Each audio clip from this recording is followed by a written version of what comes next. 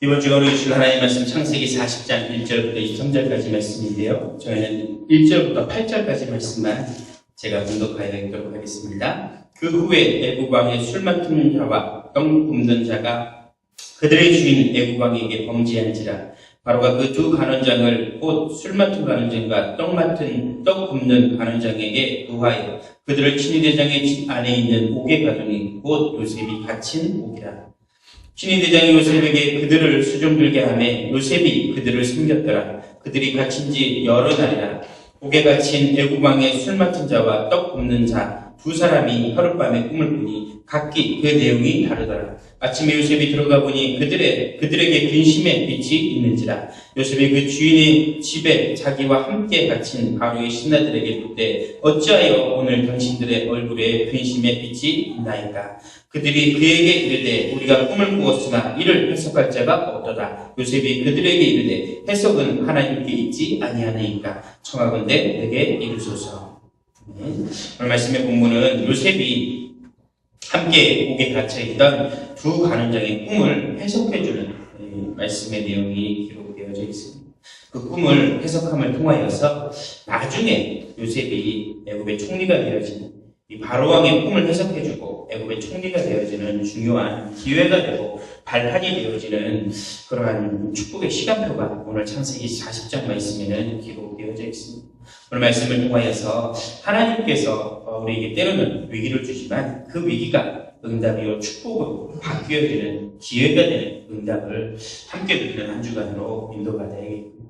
그 응답을 위하여서 오늘 하나님께서 요셉에게 사건을 보고 문제를 보는 그러한 눈을, 지혜를 열어주셨다는 그러한 비밀들을 우리의 것으로 누리는 축복의 시간, 그런 한 주간으로 인도받아야겠습니다.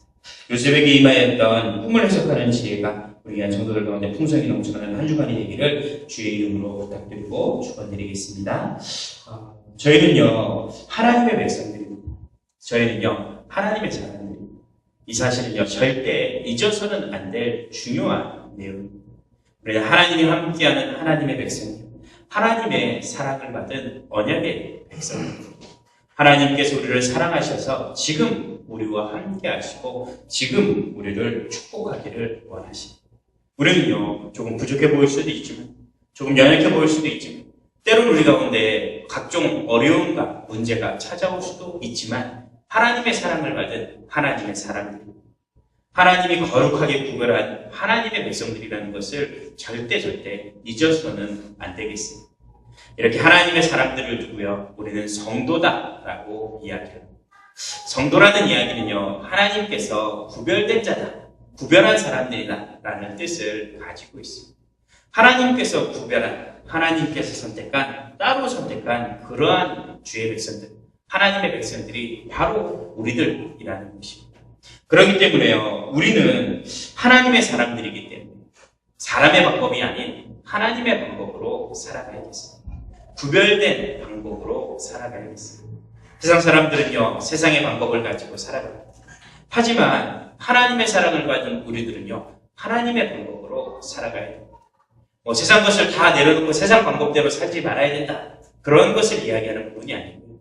세상 사람들이 알지 못하고 이해하지 못하는 하나님께서 주시는 하나님의 방법대로, 하나님의 능력대로 살아야 되는 것이 우리 성도들의 삶, 하나님의 방법대로 사는 우리 성도들의 삶인 것을 저희가 알아가야겠습니다. 하나님께서는요 하나님의 백성들을 축복하시는 방법을 크게 세 가지 방법을 가지고 보여주시는 것을 보게 됩니다. 첫 번째 방법은요, 첫 번째 하나님께서 우리 사람들에게 이루시는 방법의 원리는 함께 하시는 방법입니다. 함께 하시는 원리를 가지고 우리 성도들을 축복하시고 우리 성도들 가운데 응답을 하십니다. 지금 우리와 성령으로 함께 하셔서 지금 우리와 성령으로 함께 하셔 우리의 구원의 역사를 이루어 가시고요. 지금 우리와 성령으로 함께 하셔서 우리의 마음에 평안함을 주시고 위로함을 주시고요. 우리의 삶과 성령으로 함께 하셔서 우리가 부르짖는 기도마다 응답하시고 역사하시는 방법으로 우리 가운데 그 축복을 이루어 가십니다. 그래서요 우리가 세상 사람들하고 다른 가장 큰 이러한 방법 한 가지는요, 다른 것 한 가지는 하나님께서 우리와 함께 하신다라고 하는 겁니다. 세상의 많은 불신자들과 하나님께서 함께 하시는 것이 아니라 하나님이 선택한 언약의 백성들, 주의 백성들 가운데 하나님이 함께하는 축복을 주신다라고 하시는 말씀. 하나님께서, 예수님께서 제자들에게 말씀하시죠. 내가 세상 끝날까지 너희와 항상 함께할 것이다 라고 말씀하시죠. 제자들을 부르시면서도 말씀하십니다. 내가 너희와 함께하기 위하여서 너희를 불렀고 또 나가서 전도도 하고 귀신을 내어쫓는 권세를 주기 위해서 내가 너희를 불렀다. 너희와 함께한다 라고 말씀하십니다. 내가 너희를 고아와 같이 버려두지 아니하고 내가 너희와 영원토록 함께할 것이다 라고 축복하시며 말씀하십니다. 하나님 우리와 함께 하시는 은혜를, 하나님 우리와 함께 하시는 축복을 날마다 누려가야겠습니다. 예수 그리스도를 내 마음속에 구주로 영접하는 순간 하나님께서 성령으로 내 마음속에 찾아오시고 영원토록 떠나지 않고 항상 나와 함께 하시면서 구원의 역사를, 기도응답의 축복을, 평안의 축복을 날마다 우리에게 더하여 주십니다. 예전에는 그런 이야기도 있었습니다.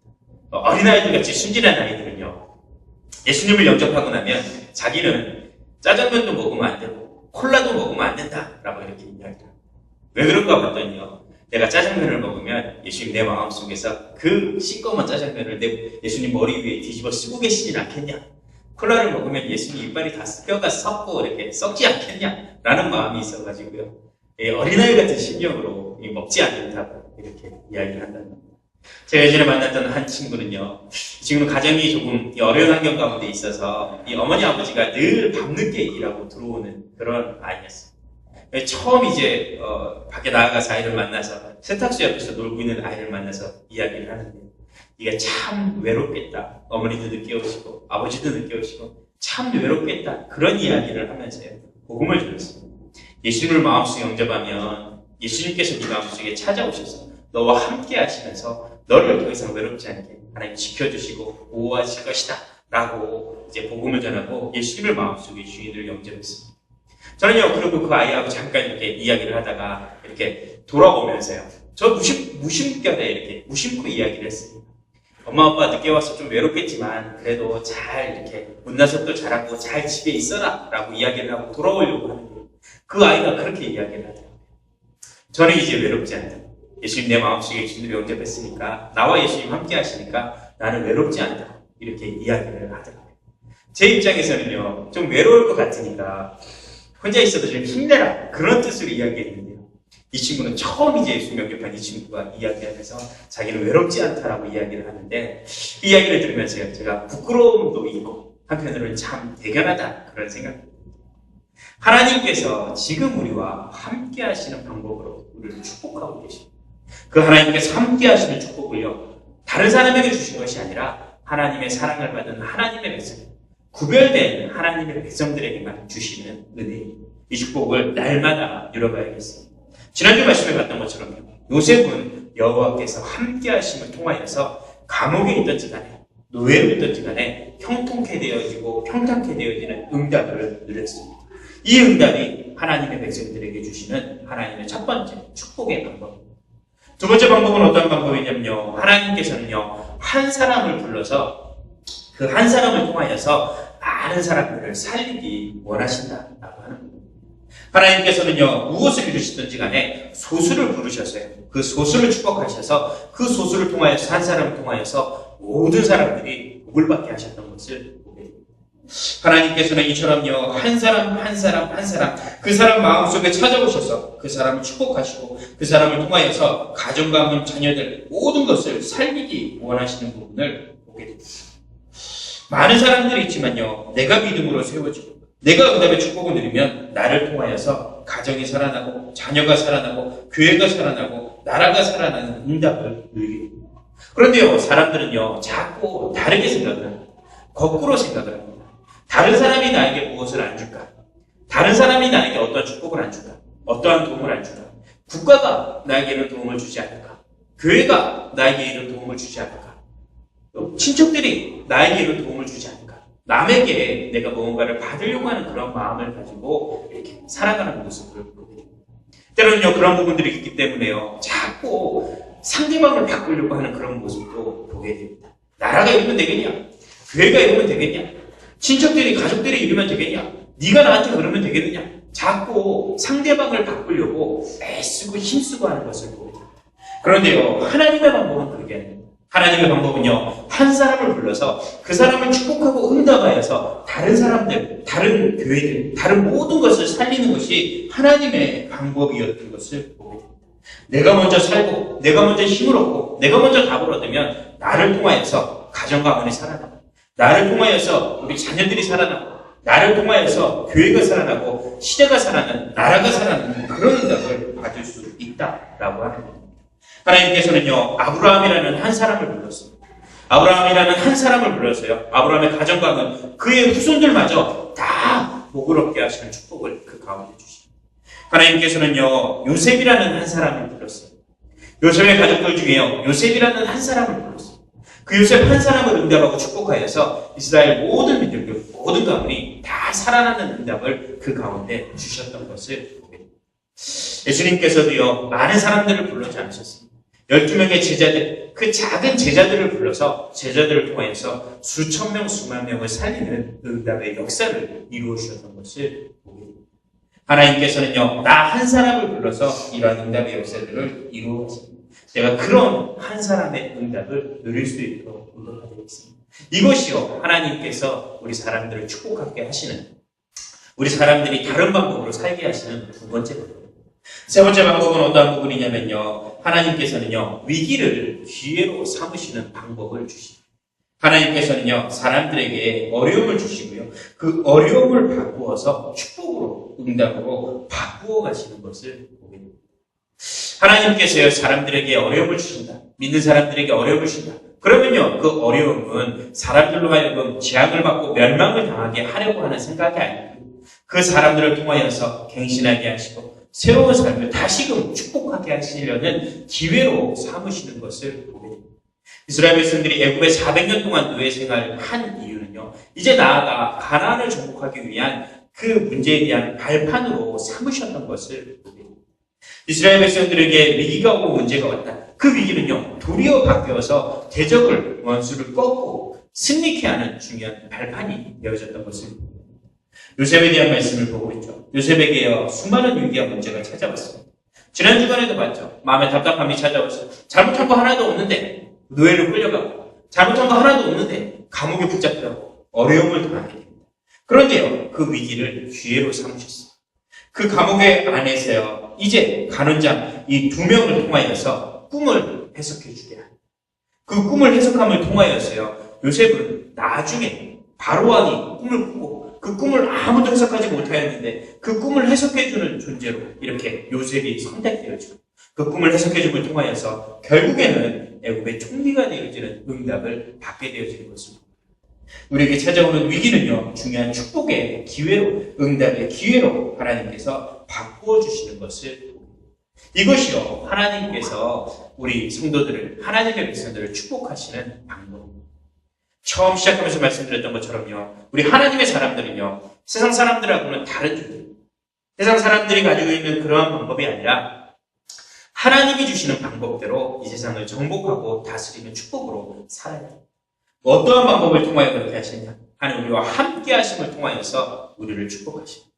하나님 우리 한 사람을 불러서 축복하심을 통하여서, 나 한 사람을 통하여서 가정 가문 살리고, 자녀 살리고, 교회를 살리고, 전 시대를 살리기를 원하셔서 우리 한 사람을 축복하시고, 우리 한 사람에게 응답하십니다.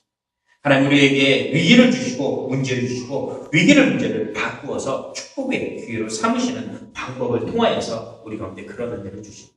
그런데요, 이 부분을 우리가 알지 못한다면, 누리고 있지 못한다면, 우리는 세상 사람들과 똑같은 삶을 살아갈 수밖에 없습니다. 그렇기 때문에요, 요셉이 주셨던 그 은혜를, 지혜를 우리도 누리는 시간으로 인도받아야겠습니다. 그러면 우리는 어떠한 부분을 꼭 알아야 될 것인가? 어떠한 지혜를 가지고 살아야 될 것인가? 두 가지 부분만 한번 확인해보는 시간을 가지겠습니다. 첫 번째 알아야 될 부분은요, 우리 가운데 많은 지혜가 있지만, 많은 것을 알아야 되지만, 근본을 바꾸는 지혜, 그 지혜를 먼저 알아가야겠습니다. 세상 사람들이 살아가는 모습을 보면요, 참 지혜로운 사람들이 많이 있는 것을 보고 참 지혜롭다라고 느끼는 부분이 많이 있습니다. 지난 주간에 TV를 보다가 지나가면서 두부 만드는 이 가정을 내놓은 그런 다큐멘터리 비슷한 TV를 잠깐 본 적이 있거든요. 참 신기하더라고요. 그 콩을 이래 뭐 갈아가지고 뭐 거기다 어떻게 이 간수를 이 바닷물을 조금 집어넣으니까 이 두부 모양이 생겨가지고 딱딱해지는 이런 모습을 보면서 와, 사람들이 저걸 어떻게 알았을까? 야, 저걸 어떻게 생각해냈을까? 이러한 생각이 막 들더라고요. 그러면서 들었던 부분이 야, 사람들 참 지혜롭다 그러한 생각을 해요. 얼마나 지혜로운지 뭐 이러한 뭐 휴대폰 같은 전화기 이런 거 만들어가지고 사람들이 길거리 지나다니면서 전화하고 뭐 이렇게 뭐 하고 게임하고 하는 야, 사람들이 참 무섭다, 대단하다, 참 지혜롭다 이런 생각을 많이 해보게 됩니다. 특히 먹는 부분에서 그런 부분들이 많죠. 뭐 어르신들 같은 경우는 뭐 이런 부분들 하면서 뭐 된장을 담그거나 간장을 담그거나 고추장을 담그거나 상하지 않는 이런 음식들을 이렇게 만들어가지고 오랫동안 이렇게 먹고 이렇게 생활할 수 있는 부분들을 만들어가는 모습들을 보면서 참 사람들이 지혜롭구나 그런 생각을 참 많이 해보게 됩니다. 뭐 어린아이들 보는 동화 중에 그런 동화가 있습니다. 강원도 한 산골에 아주 깊은 산골에 한 이 부부가 살았다고 합니다. 근데 그 부부 집에 도깨비가 찾아왔다고 합니다. 도깨비가 와가지고 시끄럽게 떠들면서 이 부부에게 네가 뭔데 왜 우리 집에 들어와가지고 살고 있느냐라고 한다. 근데 그 부부는요, 무슨 소리냐, 여기 내 집이다, 내가 여기서 우리 결혼하고 여기서 살았는데 네가 왜 와가지고 이렇게 하냐, 도깨비한테 이야기를 했다고. 아니다, 나는 수백 년 수천 년 전부터 이 집에 와서 살았다 라고 이렇게 시비가 붙었다고. 도깨비가요, 사람에게 제안을 했다고 합니다. 내가 퀴즈를 낼 테니까 네가 이 문제를 맞추면 네가 이 집에 살고, 네가 문제를 틀리면 내가 이 집을 가져가겠다라고 문제를 냈다고 합니다. 문제가 뭐였냐면요, 저 동해바다에 있는 물을 바가지로 풀면 몇 바가지가 나오겠느냐라고 이렇게 문제를 냈다고 합니다. 얼마나 황당한 문제겠습니까? 그래서요, 참 많은 고민을 했다고 합니다. 그런데요, 그 부인이 그렇게 대답을 했다고 합니다. 한 바가지로 풀 수 있는 바가지로는 한 바가지, 두 바가지로 풀 수 있는 바가지를 풀면 두 바가지에 풀 수 있다라고 대답을 했다고 합니다. 참 지혜롭죠. 근데 도깨비는 그 말을 듣고요, 인정할 수 없다고, 어떻게 그걸 인정할 수 있겠냐고, 말도 안 된다라고 이렇게 이야기를 했습니다. 그러다 보니까 그 여자가 다시 나와서요, 그러면 이제 내가 문제를 낼 테니까 네가 맞춰봐라 라고 이야기를 하고 밖으로 나가서요, 문고리를 잡았다고. 문을 그러고 나서 내가 이 문고리를 닫을 것 같으냐 열을 것 같으냐 라고 문제를 냈다고 합니다. 도깨비가 당연히 문제를 못 맞췄겠죠. 도깨비가 떠나갔다는 그러한 전래동화입니다. 사람들의 모습을 보면요, 참 지혜롭다, 똑똑하다 라고 이렇게 이야기할 수 있는 부분이 많이 있겠죠. 그런데요, 중요한 부분은요, 그 어떠한 세상의 지혜도 하나님의 지혜를 이길 수가 없어요. 그 세상의 어떠한 지혜도요, 내 근본을, 내 생명을 살리고 바꿀 수 있는 지혜는 없다라고 하는 겁니다. 중요한 부분은요, 하나님께서 우리에게 주시는 근본을 바꾸는 지혜를 우리가 알아가야겠습니다. 마태복음 13장 44절부터 46절까지 말씀해 보면 두 가지 비유에 대한 말씀이 기록되어져 있습니다. 밭에 감추인 보화라는 말씀은 이 값비싼 진주의 이 비유라는 말씀이 기록되어져 있습니다. 농부가요, 일을 하다가 자기가 일하는 밭에 이 금은보화가 숨겨져 있는 것을 봤습니다. 그러면요, 그 농부는 당연히 자기가 있는 모든 재산을 다 소유를 팔아서 그 밭을 살 겁니다. 왜냐하면 그 밭에 보화가 숨겨져 있다는 것을 알기 때문입니다. 어떤 한 보물장수가요, 값비싼 진주를 봤습니다. 그런데요, 그 진주가 여러 가지 보물과 같이 있어요. 그러면요, 그 값비싼 진주를 본 그 장수는요, 자기 소유를 다 팔아서 그 보물상자를 살 겁니다. 왜냐면 가장 소중한 보화가, 진주가 그 가운데 담겨져 있기 때문에 당연히 그것을 살 것입니다. 내 걸 다 내려놓는다 한다 할지. 뭐 어떤 내용이냐면요, 내 가운데 있는 가장 중요한 것을 안다면, 무엇이 가장 중요한 것인지 안다면 내 모든 소유를 다 내려놓고 그 중요한 것을 가지려고 애쓰고 힘쓴다, 그러한 내용입니다. 우리 가운데 무엇이 내 근본을 바꿀 수 있습니까? 오직 복음 예수 그리스도가 아니면 내 문제를 해결할 수가 없습니다. 세상의 방법을 가지고는요, 세상의 위로를 받을 수는 있겠지만 내가 가지고 있는 가장 근본의 문제는 해결할 수가 없어. 세상 사람들이, 많은 사람들이 아무리 여러 가지 방법을 가지고 쾌락이나 유흥이나 물질이나 사람이나 여러 가지 방법을 가지고 내 문제를 해결한다 할지라도 해결할 수가 없어. 오직 복음, 예수 그리스도를 통하여서만 해결할 수가 있어요. 세상 사람들은요, 다른 것을 가지고 애쓰려고 합니다. 세상 사람들은요, 이 십자가의 도를, 이 복음을 미련한 것으로, 가치 없는 것으로 여깁니다. 그런데요, 믿는 우리에게는 하나님의 능력이 되어집니다. 우리는 무엇이 가장 소중하고 무엇이 가장 중요하겠습니까? 우리의 근본의 문제를 무엇으로 해결할 수가 있겠습니까? 누가 우리가 하나님을 떠나 있는 하나님의 백성들이 하나님을 다시금 만나게 해줄 것이고, 누가 그 어떤 것이 죄 가운데 가득한 우리의 삶을, 죄 때문에 하나님 앞에 나아가지 못하는 우리의 삶을, 그 죄를 깨끗이 씻어줄 수 있겠습니까? 도대체 무엇이 우리 인생을 속이고 괴롭히는 운명이라는 것을 통하여 사로잡고 있는 이 사단의 권세를, 마귀의 저주를 무엇을 통하여 깨뜨리고 이길 수 있겠습니까? 오직 예수 그리스도를 통하여서만 이 문제를 해결할 수가 있습니다. 하나님의 주신 방법이 오직 예수 그리스도를 통하여서 인간을 구원하시겠다, 인간의 근본을 해결하시겠다라고 하는 방법. 사람은요, 종교를 통하여서 하나님을 만나고자 합니다. 사람은요, 선행을 통하여서 행복을 얻고자 합니다. 사람은요, 철학을 통하여서 내가 하나님을 찾고자 애쓰고 있습니다. 그런데요, 종교나 선행, 철학을 가지고서는 하나님을 절대 만날 수가 없습니다. 하나님의 방법은 오직 예수를 통하여서 우리 인간을 구원하시겠다라고 하십니다. 하나님께서 예언의 말씀을 통하여서, 구약의 말씀을 통하여서 예수께서 우리 인류 가운데 오셔서 우리 인간의 문제를 해결하시겠다라고 약속을 주셨습니다. 그 예수님께서요, 예언의 말씀 따라서 동정녀의 몸을 입고 이 땅에 성령으로 잉태되어 태어나셨습니다. 마구간에서 태어나셨습니다. 약속하셨던 그 예언대로 태어나셨습니다. 또 그 예언대로 고난을 당하셨습니다. 십자가 못 박혀 죽으셨습니다. 약속의 말씀 따라서 우리의 죄짐을 해결하시기 위해서 십자가에 고난당하시고 죽으심을 당하셨습니다. 그 약속 따라서, 예언 따라서 부활하셨습니다. 성경대로 죽으시고 성경대로 부활하셨습니다. 승천하셔서 우리 가운데 약속하셔서 너희가 누구든지 주의 이름을 부르는 자마다 함께 하시고 구원하실 것을 약속하셨습니다. 이것이요, 하나님의 방법입니다. 하나님의 방법은요, 성경 66권에 기록되어 있는 하나님의 방법은 예수님께서 태어나심과 고난당하심과 죽으심과 부활하심, 승천하심, 재림하심을 통하여서 우리를 어떻게 구원하실 것인지에 대한 부분을 그대로 약속하셨습니다. 무엇이 가장 중요하겠습니까? 이 비밀이 가장 중요한 부분입니다. 이 근본을 바꿀 수 있는 유일한 방법, 오직 예수 그리스도에 대한 부분을 우리가 이해하고 붙잡아야겠습니다. 이 부분을 가지고 우리는 어떻게 해야 되는 것인가? 마태복음 7장 24절 21절 말씀에 보면 우리가 찬송 204장 찬송할 때도 배경의 말씀이 기록되어져 있거든요.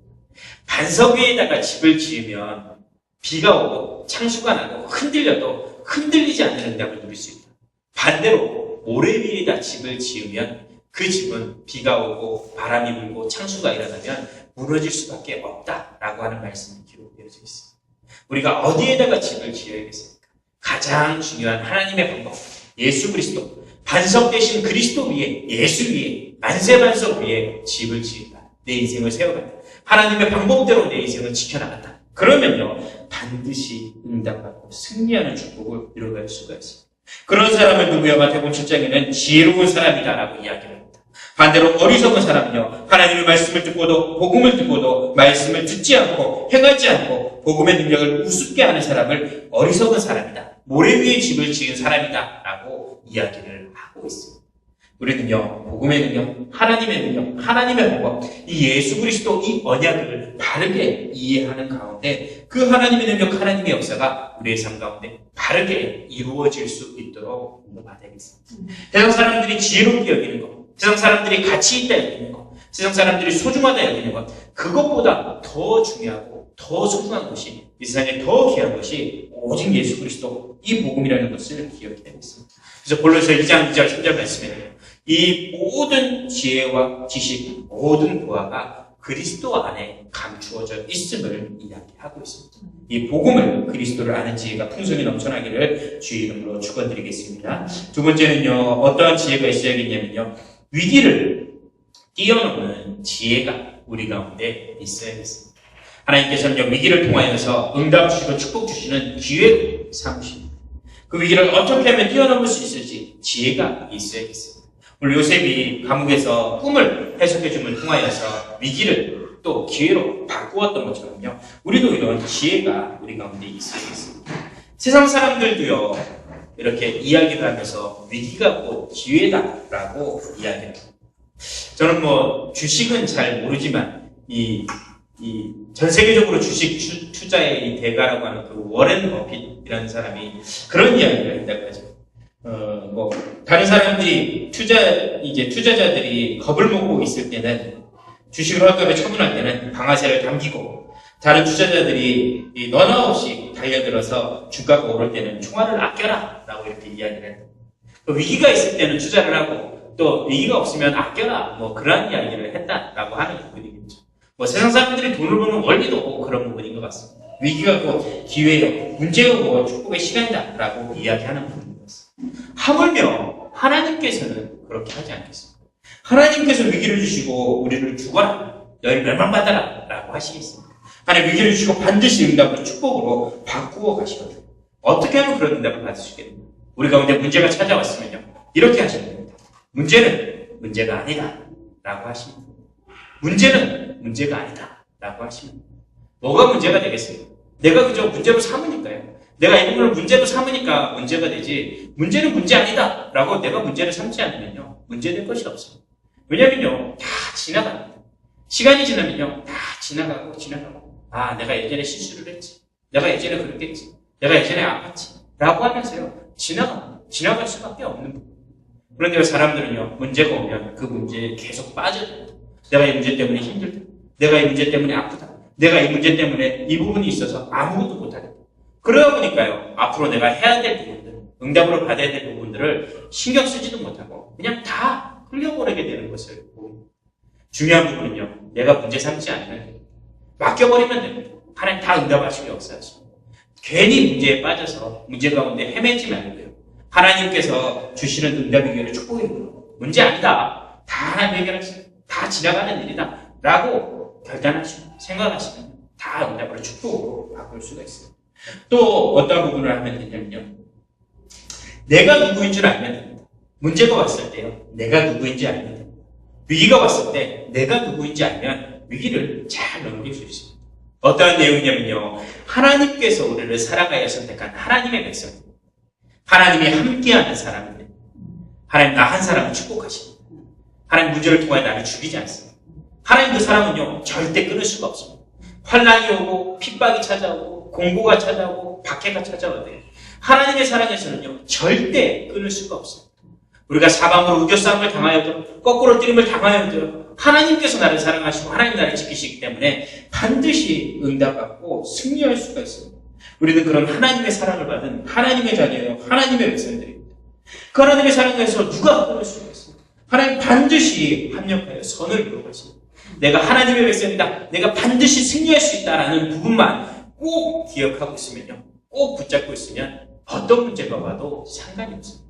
요셉은요, 자기에게 주신 하나님 언약의 꿈을 가지고 있었어요. 그렇기 때문에 노예로 끌려가도 상관없어요. 감옥에 가도 상관없어요.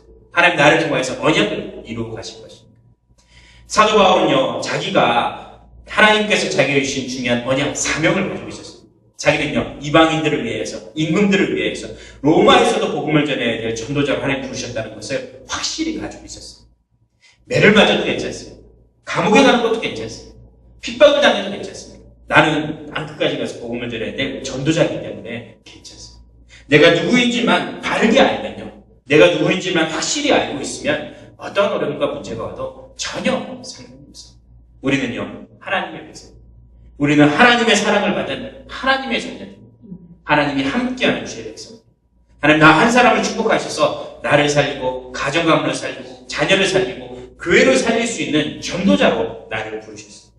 이 사실을요, 꼭 기억하고 있어야겠습니다. 세 번째는요, 위기가 오고 문제가 왔을 때는요, 도전하시면 됩니다.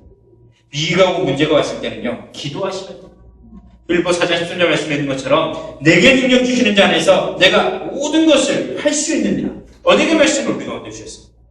내가 하는 것이 아니고요, 내게 능력 주시는 자 안에서 하나님 나와 함께 하시기 때문에 나는 무엇이든지 할 수 있습니다. 그 방법이 바로 기도라는 겁니다. 우리 예수 이름 부르며 기도하는 시간 가운데 우리 위기 가운데, 문제 가운데, 현장 가운데 역사는 어둠감에 주가 무너집니다. 내가 예수 이름 부르며 기도하는 시간 가운데 주의 천군과 천사가 나와 함께하며 동원되어지는 응답을, 축복을 받을 수 있습니다. 내가 주의 이름 부르는 그 시간에 나와 함께 하시는 그 하나님께서, 성령께서 역사하시고 일하시는 응답을, 축복을 누려갈 수가 있습니다.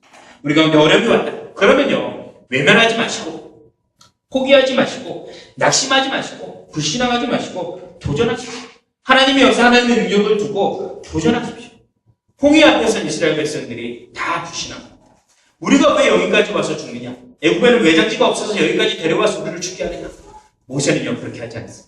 모세는요, 하나님의 능력을 담대히 선포하며 기도하면서요, 도전했어요. 지팡이를 내놨을 때요, 그 홍해바다가 갈라지는 응답의 역사를 보여주시죠.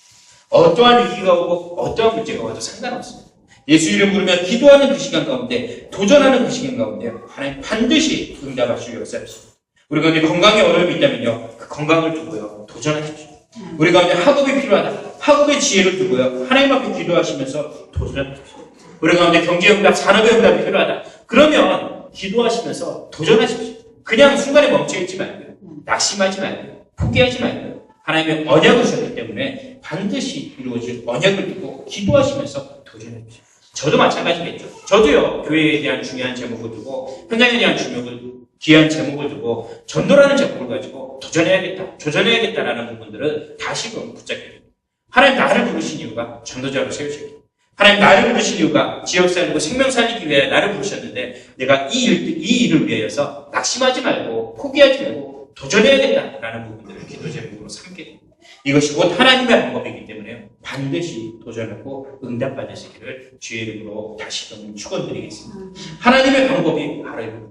하나님 우리와 함께 하시고, 하나님 나 한 사람을 통하여 부르셔 축복하시고, 이 위기를 주시고 문제를 주셔서 도리어 바꾸어 응답을 주시고 축복을 주시고, 이것을 볼 수 있는 지혜가 우리 가운데 날마다 풍성히 넘쳐나야겠습니다. 말씀을 맺으면서요, 이 강철한 카네기 사무실에 가면 그림이 하나가 알려져 있다고 합니다. 이 회사 회장이고 수많은 이 돈을 가지고 있는 부자니까 아주 유명한 사람이 그린 그러한 이 명화가 걸려져 있을 줄 알았는데, 아주 허름한 그림이 하나 그려져 있다고 합니다. 어떤 그림이냐면, 바닷가에, 물이 다 빠진 바닷가에 갯벌에 이렇게 배가 한쪽 이렇게 떠 있는 것도 아니죠. 넘어져 있는 이 그림이 그려져 있다고 합니다. 그 그림 밑에 보면 그러한 말이 써 있다고 합니다. 반드시 밀물 때가 온다라는 그러한 단어가 써 있다고 합니다.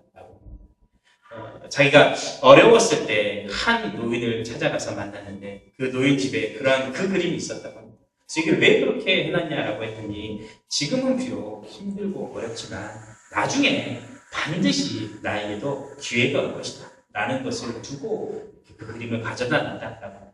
그래서 그 그림을 가져다가 구해다 얻어다가 자기 사무실에 그대로 걸어놓고, 가장 중요한 그림이라고 생각하고 있다. 참 중요한 말이죠. 반드시 밀물의 때가 옵니다. 이 세상 사람들도 하는 이야기입니다.